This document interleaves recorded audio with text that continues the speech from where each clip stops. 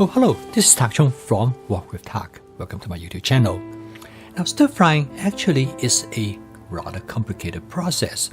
Most people think stir frying is very simple. All you have to do is to add the food ingredients into the wok and then you just stir everything together while you cook. But there are a lot of little details in stir frying that could make a huge difference. One example is a friend of mine. She lived in a studio apartment. And when she first started to use my fast cooking system, she thought stir frying would be very simple and straightforward. But after she stir fried for about a couple of weeks, her apartment is filled with oil film, and furthermore is that there's a lot of splattering. Now, since her kitchen and her living room, her bedroom are all in a single room, so it's difficult because she doesn't want to have to clean up all the time and also have this oily smell all over the place. Then she make changes, and the first thing she tried to resolve is splattering. Now, splattering is inevitable anytime when you do frying, and anyone who have done frying will notice that after you finish frying, you will find oil all over on your stovetop, as well as sometimes on your kitchen counter, or maybe even on the floor. Now, stir frying is particularly significant, like in the case of when you're frying meat. When you fry meat, if you look at detail of this particular portion of this video, you notice that there are a lot of oil splatter up and down during the cooking process. Now, in this case, actually the splattering is not too bad because I have coated the chicken with cornstarch, which I will talk about later. What is the significance of cornstarch in control splattering? Now, why would food splatter when you fry in oil? Well, the answer is very simple. Because oil has a high temperature, and when water moisture comes into contact with the oil, this will cause the oil to splatter.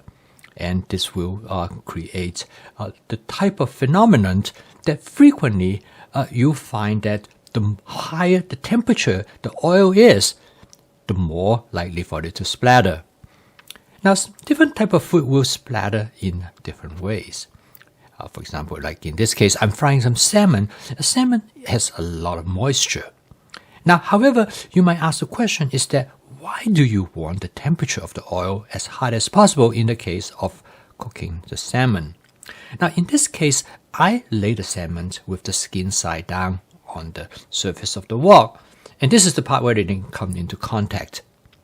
The reason I want the temperature high is because I want to sear the skin of the salmon. And searing of meat is a very useful way to seal in the flavor of the food ingredients. But in this case, it is also important because I want to char the surface of the salmon. In this case, particularly the skin. The charring will give the salmon better flavor. So in this case, high temperature is very important. And here I want to show you how splatter can get out of control. Now, you notice that right now you see a lot of things being splattered from the surface of the oil because this is due to the moisture that are present in the salmon. Some food ingredients has more moisture than other type of food ingredients, and salmon particularly has a lot of moisture. It contains a lot of fluid in the flesh of the salmon. So in this case, even you dry the surface of the salmon, you will not be able to eliminate this moisture. And because of that, any moisture that present in the salmon that cannot be removed will be bounced off during the cooking process and falling into the hot oil. And this is where you see all the splattering occur. Now, the moisture of the salmon particularly become very noticeable if I turn the piece of the salmon over, say to fry the fresh part that has yet to be cooked. As soon as I turn it over, you notice that there's a huge amount of splattering will take place. Now, this is a good demonstration of the principle of how splattering occur.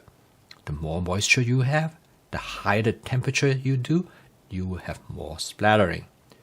Now, here demonstrate that how splattering can be controlled if you add food ingredients that are low in moisture. For example, in this case, I add some broccoli. And this is followed by the addition of some king oyster mushroom. Both of these food ingredients has low moisture content. You notice that the splattering almost stopped immediately. Furthermore, I also add some shiitake mushroom. Now, vegetables in generally are low in moisture, unless you wash them and use them right away to cook, which I never practice in this particular way when I cook vegetables. I prep my vegetables in advance. Sometimes I will wash them, but most of the time, a lot of the vegetables that come already pre-washed. Although sometimes they do contain moisture in the bag. So I will remove the moisture from the bag and I put them in a colander. And this will air dry the ingredients, and I put them then into a plastic container and put it in the refrigerator. This process will further dry them. So when I cook vegetables, most of the time they contain very little moisture. And because of this reason, as you can see in here, it actually controls the splattering almost immediately. Even if I add more oil, it will not splatter because of the low moisture content in the vegetables. Now this can be further demonstrated when I fry the vegetable directly. So if you stir fry vegetable directly, most likely you will not encounter splattering in the case for the salmon. This is a vegetable dish. I stir fry the vegetable right from the start. Now the way how this will work is that when I add the carrot into the wok, you notice that there are some frying occur, but then you do not see any splattering. This is followed by adding some broccoli, again like I showed previously, and then I add some cauliflower. All of this do not have any problem with splattering because of their low moisture content. Now, the shiitake mushroom has more moisture content as compared to the other two because they come dehydrated, and I rehydrate them, so I add moisture to the shiitake mushroom. But as a whole, you notice that all I now have is steam that are coming off, but I do not have any splattering because there are no water droplets that come from these vegetables. When you understand this principle, you notice that by using different kind of food ingredients, you will have very different outcome between the interaction of the food ingredient and the oil. Food ingredients with low moisture will not have the tendency to splatter as in the case of the salmon that I demonstrated earlier. So when you look at this from this standpoint, it provides you with an understanding of the different type of food ingredients will behave differently in whether they will splatter or not. And once you understand the basic principle of how this takes place, you can actually control your splattering. So I mentioned about the person who lived in a studio apartment. And by using some of this approach, she was able to almost completely eliminate splattering.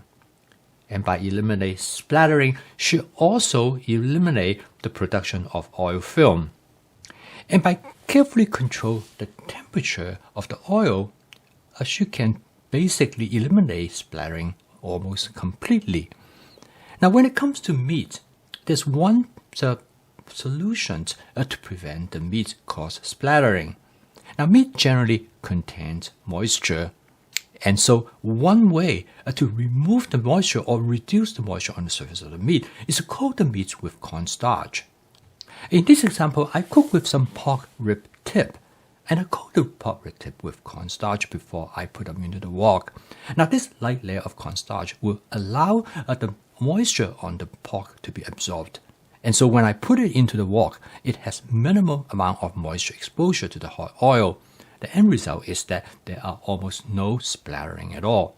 This approach is very useful in almost any type of meat. You can use it for chicken as well as for shrimp, beef, and fish.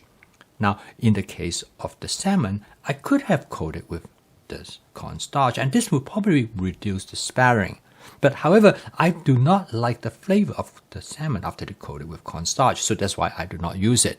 So ultimately, you have to make compromises of what outcome of the dish that you would like to achieve and make adjustment accordingly.